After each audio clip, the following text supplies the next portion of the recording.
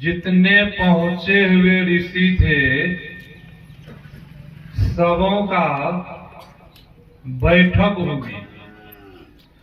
उस बैठक में पहुंचे हुए ऋषि सब अपना अपना विचार सुना रहे। क्या विचार सबों ने सुनाया? सबों का विचार यही हुआ, राम के चरणों में प्रेम करना चाहिए। बिना प्रेम किए उद्धार और कल्याण नहीं हो सकता है। कल्याण, सुख, शांति सब चाहते हैं। किसी को पूछ दिया जाए कितने दिन के लिए सुख शांति चाहते हैं, तो लोग कहेंगे महाराज सदा सुख शांति ही हो, कभी जीवन में अशांति नहीं हो। सबकी इच्छा होती है कभी दुख नहीं हो, जीवन में सुख ही सुख हो। तो सुख है किधर? हम आप सुख शांति को खोजते हैं, तो सुख किधर है? एक जगह मैंने सत्संग करने के लिए गया था, एक माई आ गई। प्रणाम करके माई कहती है बाबा आशीर्वाद दीजिए, सुख शांति मिले। तो मैंने कहा माई बाजार में जाइए खरीद लीजिए सुख शांति। तो माई देखने लग गई, बाबा कह रहे बाजार में खरीद लीजिए। सज्जनों जरा विचार कीजिए, हम आप सुख शांति कहाँ खोजते हैं? घर में, परिवार में, दुकान में, गांव समाज में सुख शांति है।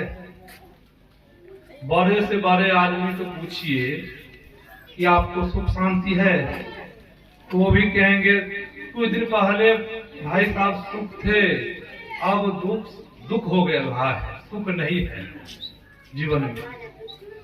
दुख और सुख सबके जीवन में लगा हुआ है। संत महापुरुष कहते हैं अपने अंदर में जिस रास्ता पर हम आप दौड़ते हैं दुख और सुख होते रहता है, अपने अंदर में भी रास्ता है, अपने अंदर में भी रास्ता सड़क है। वो सड़क किधर गई है? अद्भुत अंतर की डगरिया जा पर चलकर प्रभु मिलती। दाता सतगुरु धन्य धन्य जो राह लखा देते। चलत पंथ सुख होत महा है जहां अझर अमृत धुनि की नौवत झहरत बड़भागी सुनती। सुनत लखत सुख लहत अनुभूति में ही प्रभु मिलते। सदगुरु महाराज जी कहते हैं अपने अंदर जो सड़क है, रास्ता है, पंथ है, उस रास्ता पर चलने पर कभी जीवन में दुख नहीं होता है, सुख ही सुख होता है। अभी हम आप सुन रहे थे न कि सबों को राम के चरण में प्रेम करना चाहिए। चरण कहेंगे महाराज अभी इस कली काल में भगवान राम तो है नहीं, उनका चरण कहाँ मिलेगा? कि बात ये भी आ जाएगी, उनका चरण तो है नहीं, उनके चरण में कैसे प्रेम करें हम आप? चरण गोस्वामी जी महाराज ने कहा एक है मिट्टी चरण। देखते बहुत लोग जहाँ संत महापुरुष आते हैं उस स्थान के मिट्टी को भी चरण लगाते हैं न? क्या है? तो मिट्टी चरण है, तो स्थान हो गया जहाँ संत महापुरुष का चरण पड़ गया। संत महापुरुष के चरण में 68 तीर्थ की धारा बहती है, एक दो तीर्थ नहीं। जो पहुंचे हुए संत है उनके चरण से 68 तीर्थ की धारा बहती है। देख लीजिए जहां पहुंचे हुए संत पहुंच गए तो वहां का पाप ताप सब नाश हो जाता है, वह स्थान पवित्र हो जाता है। देखते जहां संत महापुरुष रहते हैं, अभी देख लीजिए वह स्थान तीर्थनीय हो गया है। लोग वहां पहुंचते वहां के मिट्टी कहाँ लगाते हैं? चरण में, सिर पर, और घर भी लाते हैं वो मिट्टी को। मिट्टी चरण। दूसरा है आभा चरण, शरीर से भी नासर्गी निकलती है, आभा चरण। तीसरा है बिंदु चरण। अभी जो चर्चा हुई है उसी बिंदु चरण की चर्चा हुई है। बिंदु चरण को कहीं कहीं कहा गया है, बिंदु जो है शक्ति है। क्या है? शक्ति। और भगवान नाथ जो है भगवान शिव का चिन्ह है। कहीं कहीं वेद में कहा गया है, कहीं कहीं वेद में भी कहा गया है बिंदु जो है लक्ष्मी है, नाद जो है भगवान विष्णु है। जो साधक साधिका अपने अंदर में बिंदु ध्यान करते हैं, तो सदगुरु महाराज जी ने कहा बिंदु परमात्मा का बायां हाथ है, नाद दायां हाथ। उस साधक को साधिका समझाना चाहिए कि अपने अंदर जब हम बिंदु ध्यान करते हैं उनको सोचना चाहिए, समझाना चाहिए कि अपने अंदर में हम माता लक्ष्मी की पूजा उपासना कर रहे हैं। ऐसा वेद के ऋषि ने कहा है। जो साधक अपने अंदर में नाद ध्यान करते हैं, सदगुरु महाराज जी ने गामी टोला कटिहार आश्रम में कहा था, जो अपने अंदर में ब्रह्म प्रकाश को देखने के लिए चाहते हैं, सबों की इच्छा होती है ब्रह्म प्रकाश को देखने, मगर देख नहीं पाते, इच्छा सबों की होती है। सदगुरु महाराज जी ने कहा जो अपने अंदर में ब्रह्म प्रकाश को देखने के लिए चाहते हैं, ब्रह्मनाद को सुनने के लिए चाहते हैं, सदगुरु महाराज जी ने कहा वह साधक रात में जग जग करके ध्यान करे। सदगुरु महाराज जब आंख खुले तब ध्यान में बैठ जाए, फिर नींद सतावे फिर सो जाए, फिर आंख खुले ध्यान में बैठ जाए। सदगुरु महाराज जी का जो साधक इस तरह करेंगे तो अपने अंदर में जरूर ब्रह्म प्रकाश को देख लेंगे, ब्रह्मनाद को सुन लेंगे। सदगुरु महाराज जी ने कहा अब ध्यान होगा किनसे? किस भक्त से ध्यान होगा? अधिक खाने वाले से ध्यान हो जाएगा नहीं। जो अधिक खाएगा उनसे ध्यान नहीं होगा, उनसे ईश्वर की प्राप्ति नहीं होगी। क्यों ईश्वर की प्राप्ति होगी?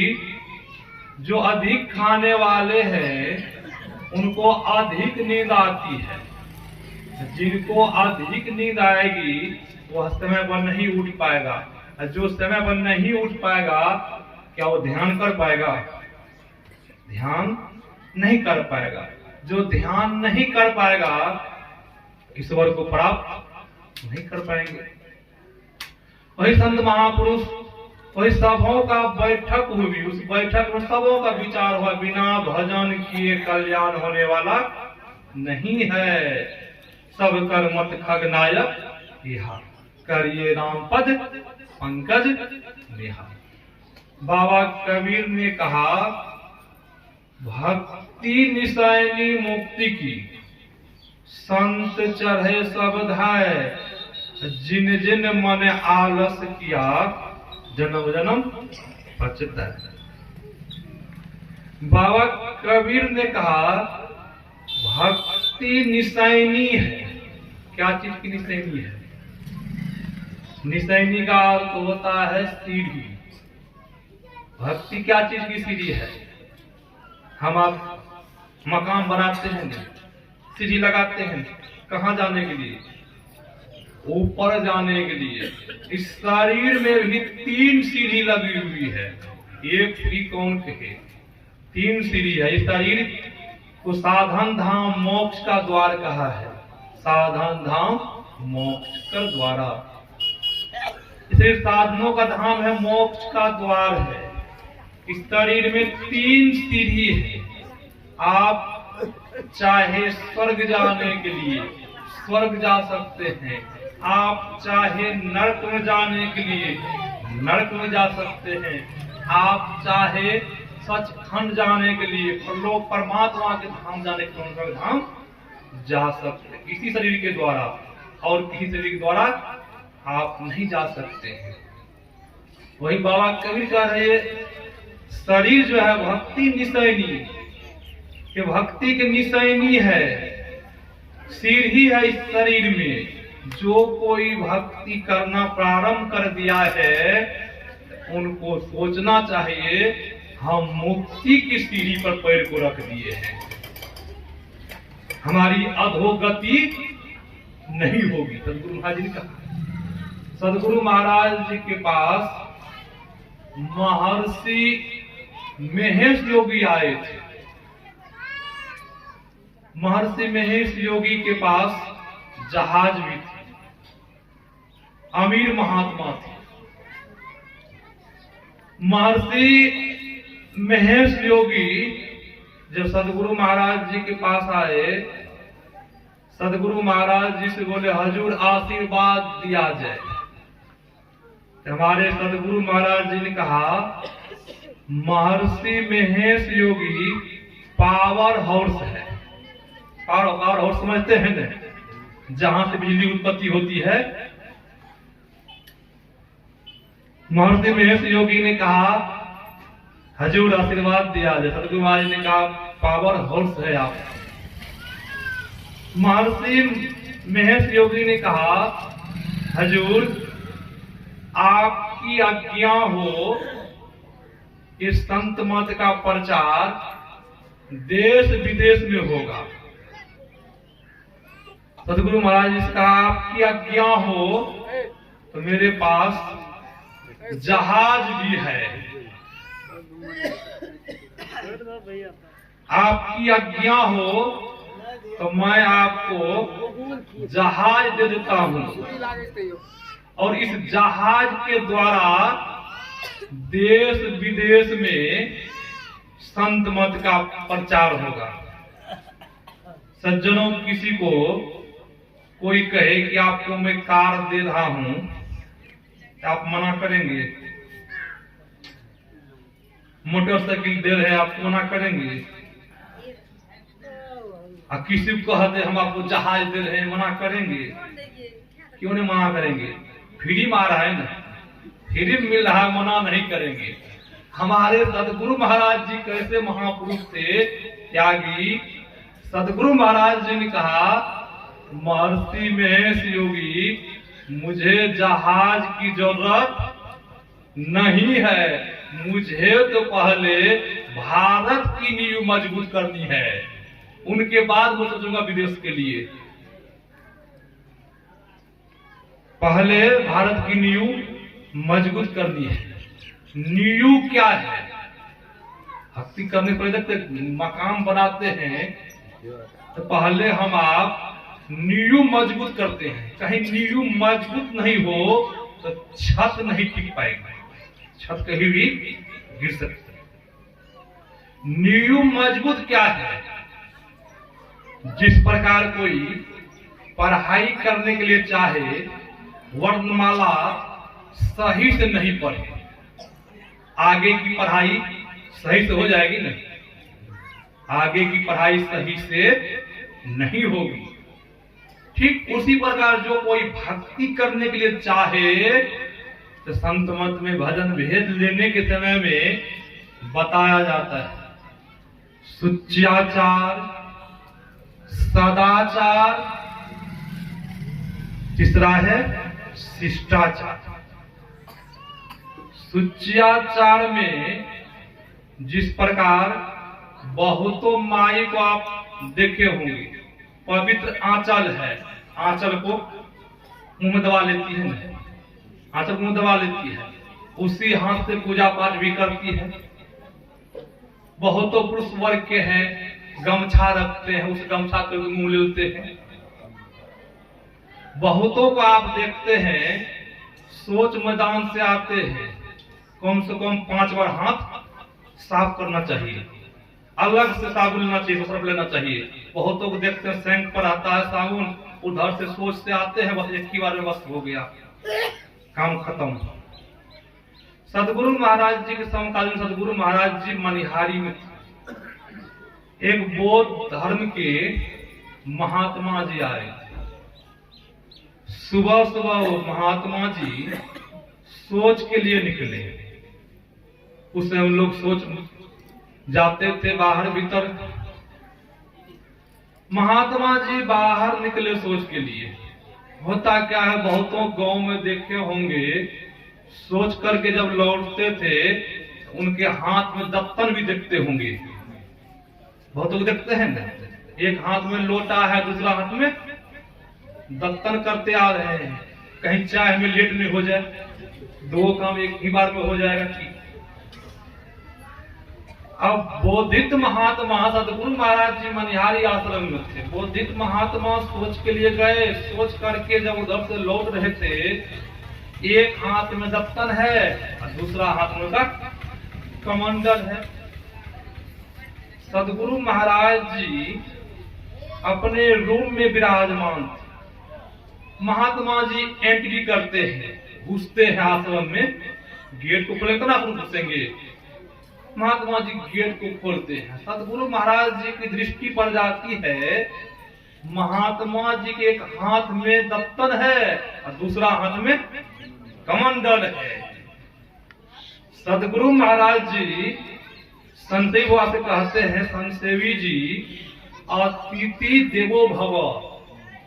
लोग यहाँ अतिथि जब आते हैं उनको देवता के समान मानते थे।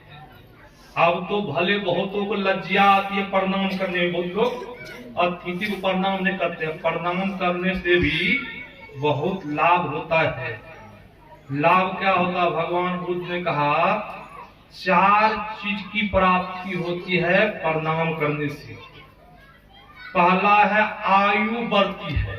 कोई चाहते हैं अल्प आयु को जिए, नहीं चाहते हैं, प्रणाम करने से आयु बढ़ती है। दूसरा है विद्या बढ़ती है प्रणाम करने से। कोई चाहते हम मूर्ख रहे, नहीं चाहते हैं, सत रहे, नहीं चाहते हैं। तीसरा है बल बढ़ता है। चौथा है सुंदरता बढ़ती है प्रणाम करने से। कितना लाभ है। बहुत लोगों को देखिए ने प्रणाम भी जब करता है, इधर उधर देखते हैं, ठेगना पर लगे से हाथ क्या प्रणाम कर लिया, ऐसा देखते लज्जा आती है, कहीं कोई देख लेंगे क्या कहेंगे, प्रणाम कर रहे हैं। ठेगना में किनका वास है? 2 आंख में चंद्र और सूरज का वास है। कान में 10 दिशाओं का वास है। मुख में पवन देव का वास है। जिह्वा में, मुंह में अग्निदेव का वास, जिह्वा पर, मुंह में पवन देव का वास। हाथ में इंद्र का वास है। कंठ चक्र में सरस्वती का वास। हृदय चक्र में शिव का वास। नाभि चक्र में विष्णु का वास। लिंग चक्र में ब्रह्मा का वास। गुदा चक्र में गणेश का वास। पैर में उपेंद्र का वास। ठेगना में किन का वास है? किसी के पास है? यहाँ जो हम आप प्रणाम करते हैं आशीर्वाद मिलेगा ना, यहाँ आशीर्वाद किसी का वास नहीं है। संत महापुरुष कहते हैं प्रणाम करने से बहुत लाभ होता, सब लोग सुख चाहते हैं।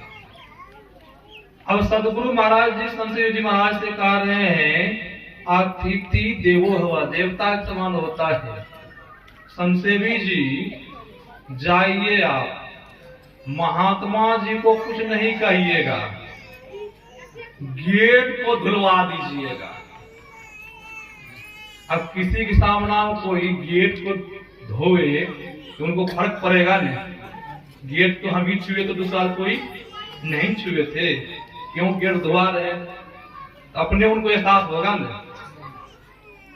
सदगुरु महाराज जी संत जी से महाराज जी से कहा जाइए आप संसेवाए गेट को धुलवा दिए और महात्मा जी को एहसास हुआ।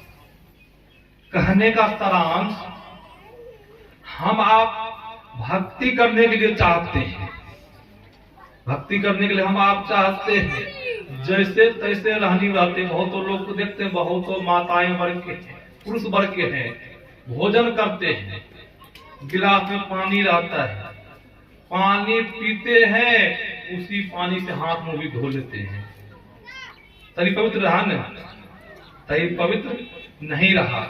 आप पवित्र शरीर से भजन में मन नहीं लगेगा, ऐसा संत महापुरुष ने कहा। मन चंचल होगा, मन जब चंचल होगा भजन में मन नहीं लगेगा। बहुतों को देखते हैं, अब जा रहे सोचे मैदान कहीं, बहुत आदमी देखते हैं चलता है खैनी। अब खैनी जा रहे, अब सत्संगी है, अपना खैनी रख के खाइए। बहुतों को देखिए खैनी, उसे खैनी खाने के लिए सदगुरु महाराज जी नहीं कहा है कि कहा नहीं कहा है। बहुत आदमी खैनी खाते हैं। अब कैसा आदमी है नहीं है, उनसे खैनी मांग लिया। अब हाथ धोया है कि नहीं धोया है, क्या किया है नहीं किया है, कौन जाती है क्या करने है, उनका खैनी लिए मुंह में। भजन करने के लिए इस सब पर ध्यान रखना होगा। फिर है सदाचार। सदाचार में पंच पाप आता है, झूठ, चोरी, नशा, हिंसा और व्यभिचार, ये सब का परित्याग करना होगा। हिंसा भी दो प्रकार से होती है, पहला है वार, दूसरा है अनिवार्य हिंसा। अनिवार्य हिंसा है जिस प्रकार हम आप किसान हैं, हम लोगों का फर्ज बनता है खेती करना, ये बनता है फर्ज। खेती में जो हिंसा होती है उस हिंसा से उतना पाप नहीं लगता है।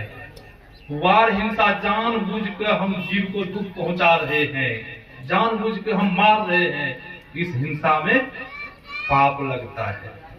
हिंसा में पाप लगता है। बहुत लोग देखते हैं अपना जिभिया स्वाद के लिए किसी को दुख पहुंचा रहा है, तो उसमें पाप लगेगा ना। कबीर कहा है, जिनको आप काट के खा रहे हैं तो फिर अगले जन्म में आपको भी मार के वो खाएंगे, ऐसे कहा है। फिर भी लोग नहीं मानते हैं, नहीं मानते। सदाचार में पंच पाप का परित्याग करना। फिर है शिष्टाचार। बहुत देखते हैं न, शिष्टाचार में बहुतों का पुत्र को देखे होंगे, गांव समाज के बड़े बुजुर्ग आदमी आ गए, उनके पुत्र कुर्सी पर से नहीं उठते, नहीं उठते हैं। उनको क्या कहिएगा, क्या कहिएगा? उनको विवेक नहीं है, ज्ञान नहीं है, शिष्टाचार के बारे में पता नहीं है कि आप सत्संगी है, आपसे कोई बड़े आदमी आगे वहां आपका उत्तरदायी बनता है, हम कुर्सी को छोड़ दे, उनको बैठने के लिए दे। इस सब पर भी ध्यान रखना होगा। सदगुरु महाराज जी के देखिए शिष्टाचार के संबंध में, सदगुरु महाराज जी के गुरु राजेंद्र प्रसाद सिंह थे, मैंने सुबह सुनाया था। उनका पुत्र का नाम था, मैं नाम भूल रहा हूं, उनका पुत्र बराबर आश्रम आते। एक रोज सदगुरु महाराज जी को पता चला कि फलना बाबू आश्रम आ रहे, सूचना मिली, सबको भाई सूचना मिली। सदगुरु महाराज जी अपने रूम में अपने निवास में बैठे हुए थे। जब सूचना मिली कि फलना बाबू आ रहे हैं तो सदगुरु महाराज जी उनके स्वागत के लिए खड़े हो गए। शिष्टाचार देख लीजिए, सदगुरु महाराज सेवकों ने कहा कि हुजूर आप तो बाल ब्रह्मचारी है, वो गृहस्थ जीवन में रहते हैं, अब वो आ रहे हैं राजेंद्र बाबू के पुत्र, आप उठ के खड़े हो गए। तो सतगुरु महाराज जी ने कहा तुम लोग नहीं जानते हो, वो गुरु पुत्र है, मेरा उत्तरदायी बनता है उनका स्वागत करना। जब आए सतगुरु महाराज यहाँ खड़े थे तो वो बोले हजूर आप बैठा जाए। सतगुरु महाराज जी ने कहा आप गुरु पुत्र हैं, पहले आप बैठेंगे तब मैं बैठूंगा। तो वो फिर बैठ गए तो सतगुरु महाराज जी बैठे। देखिए शिष्टाचार। तो आप भक्ति करने के लिए चाहते हैं, आगे बढ़ने के लिए चाहते हैं, तब भी इस पर ध्यान रखना होगा। जब तक ध्यान नहीं रखेंगे तब तक हम आप भजन में आगे नहीं बढ़ेंगे। सदगुरु महाराज के बहुत लोग भक्ति करते उनको पते नहीं है किस तरह हम भजन करेंगे, किन के द्वारा परम कल्याण होगा, किन भक्ति करने से, किन की भक्ति करने से परम कल्याण होगा, सुख मिलेगा, वो हमको पता नहीं। भजन भेद भी नहीं लिए है, बहुत तो ऐसे है भजन कर रहे जैसे जैसे भजन कर रहे हैं। आप गीता में पढ़िए, भगवान श्री कृष्ण ने कहा है भूतों का देवताओं का वर्त करने वाले देवताओं के पास, पितरों का वर्त करने वाले पितरों के पास, भिन्न भिन्न भूतों को पूजने वाले भिन्न भिन्न भूतों के पास। और भगवान श्री कृष्ण ने कहा अंत में मेरे को पूजने वाले मेरे पास आते हैं। देवताओं का वर्त कौन करते हैं? माताएं सब देवताओं का वर्त करती हैं न। देवता लोग कहाँ रहते हैं? भले देखते हैं किसी के पिताजी मरते हैं तो क्या लिखते हैं, कुछ पिताजी स्वर्गवास हो गया, यही लिखते हैं। कोई चिट्ठी आई है कि पिताजी को स्वर्गवास हो गया है, किसी को आया, कोई कह सकते हैं मुझे चिट्ठी आई है, पत्र आया है, कोई नहीं कह सकते हैं। किसी को आज तक चिट्ठी नहीं आई होगी कि हम स्वर्ग गए हैं कि नरक में गए हैं। पापात्मा से पापात्मा आदमी है, जिनको गांव समाज में पापी लोग कहते हैं, उनका भी तो शरीर छूटता है, उनके पुत्र सब काट पर क्या लिखते हैं, पूज्य पिताजी स्वर्गवास हो गया है, उनके गांव समाज के लोग उनको पापी कहते हैं। स्वर्ग में कितना दिन तक रहने के लिए मिलता है? वेद पुराण को, इतिहास को पढ़ेंगे, स्वर्ग में जाने से पहले पुण्यात्मा जीव को फूल की माला दी जाती है। इसलिए जब माला मूर्छित हो जाएगी और जिस दिन से पुण्यात्मा स्वर्ग में पहुंचते हैं उसी दिन से गिनती शुरू हो जाती है। आज पुण्यात्मा स्वर्ग में एक दिन व्यतीत किया है, आज पुण्यात्मा स्वर्ग में 2 दिन व्यतीत किया है। पुण्य की पूंजी खत्म होने पर, माला मूर्छित होने पर स्वर्ग से निकाल दिया जाता है। हमारे परदादा गुरु ने कहा नर्तन दुर्लभ देव को सब कोई कहत पुकार, सब कोई कहत पुकार। ऐसे देव, नर्तन दुर्लभ देव को सब कोई पुकार, सब कोई कहत पुकार, देव दे ही नहीं पावे। ऐसे मूर्ख लोग स्वर्ग की आस लगावे, पुण्य छीन सोई देव स्वर्ग से नरक में आवे। भर में चारों खान पुण्य कहीं ताही रिझावे, तुलसी सतमत तत गहे स्वर्ग पर करे खेखार। नर्तन दुर्लभ देव को सब कोई कहत पुकार। हमारे परदादा गुरु कहते हैं कि स्वर्ग में भी रहने पर वहां पर भी सुख नहीं है। सदगुरु महाराज ने कहा सातों स्वर्ग के निवासी, देव दिव्य सब अमित विलासी, कोई न अस्थिर सही बटोई, सत्य शांति एक स्थिर वही। सदगुरु महाराज जी ने कहा सत और शांति स्थिर एक परमात्मा ही है। स्वर्ग में भी सदा सुख नहीं है, वहां पे भी आना पड़ता है। कहाँ? घर में चारों खान, पुण्य खत्म होने पर चारों खान भ्रमण करना होगा। देवताओं के व्रत करने पर देवलोक जाता है, देवलोक से भी निकाल दिया जाता है। बहुत तो लोग अपने पीतर के पूजन करते हैं, बहुत तो लोग ऐसे हैं अपने पूर्वज की मूर्ति बना करके उनको पान फूल जल चढ़ाते हैं। बहुत लोग दरवाजा पर देखे होंगे। और भगवान श्री कृष्ण कह रहे हैं जो अपने पितरों के पूजन करते हैं, आराधना करते हैं, भजन करते हैं, उनके नाम पर बहुत देखते हैं, पितरों के नाम पर लोग भोज भंडारा भी करते हैं, काशी जाकर के पिंडदान करते हैं, वहां करते हैं, यहाँ भंडारा करते हैं, मूर्ति बना करके पूजा करते हैं। आपके पितर कहीं स्वर्ग लोक गया होगा, गौ लोक गया होगा, या परमात्मा के धाम में गया होगा, जहां कहीं भी गया होगा, तो भगवान श्री कृष्ण कह रहे हैं आपका जब शरीर छूटेगा आपको भी वहीं जाना होगा। कहाँ? जहां आपका पूर्वज गया होगा।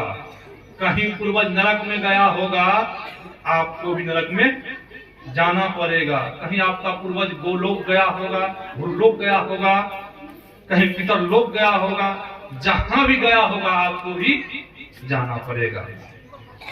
फिर भगवान श्री कृष्ण ने कहा भिन्न भिन्न भूतों को पूजने वाले, भिन्न भिन्न भूतों को पूजने वाले कौन है?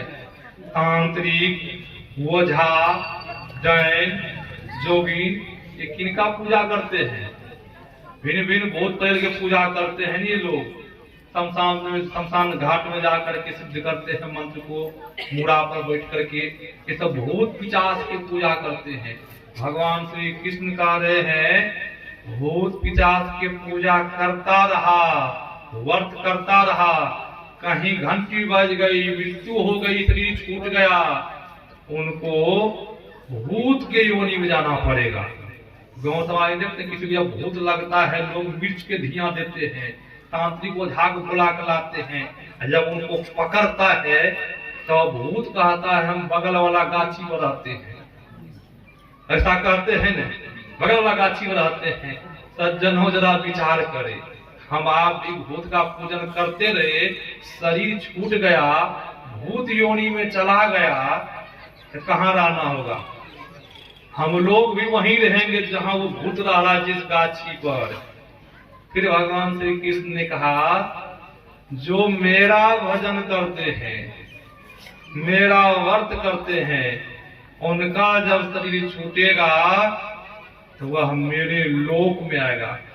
देखिए कितना लाभ है भजन करने में। जो जुक्ति जान के भजन करते हैं, सदगुरु महाराज जी भी कहा जो भजन भेद लेकर के ध्यान सत्संग करते हैं, उनका शरीर छूट भी गया तो पुनः उनको मनुष्य का ही शरीर मिलेगा, पशु का शरीर नहीं मिलेगा। बाबा कबीर भी कहा भक्ति बीज बिन से नहीं, जो जुग जाए अनंत, ऊंच नीच घर जन्म ले तो वो संत के संत। बाबा कबीर ने कहा भक्ति का बीज कब पड़ता है? बहुतों लोगों को पता होगा, जो पुराने सत्संगी होंगे उनको पता होगा, जो नए दीक्षा लेंगे लिए होंगे, जो नए सत्संगी है उनको पता नहीं होगा भक्ति का बीज कब पड़ता है, उनको पते नहीं है। गुरु से भी भैगरथ दास जी महाराज सदगुरु महाराज जी से कहा हजूर भक्ति का बीज कब पड़ता है? तो सदगुरु महाराज जी ने कहा बेटा भैगरथ, जिस समय भजन भेद दिया जाता है, कुछ देर के लिए जो ध्यान करवाया जाता है, उसी समय भक्ति का बीज पड़ता है, उनका विनाश नहीं होता है। वो भक्ति का बीज मुक्ति दिला करके ही छोड़ता है। यही आप लोगों की सेवा मैंने भक्ति की विशेषता सुनाया, भक्ति की क्या महिमा है सुनाया। मैं अपनी वाणी में विराम देता हूँ। कुछ बाबा से सुनिए और जीवन में जब उतारेंगे जरूर आप लोगों का जीवन सुखमय होगा, कल्याण होगा, यह लोक परलोक दो बन जाएगा। श्री सद्गुरु महाराज की जय।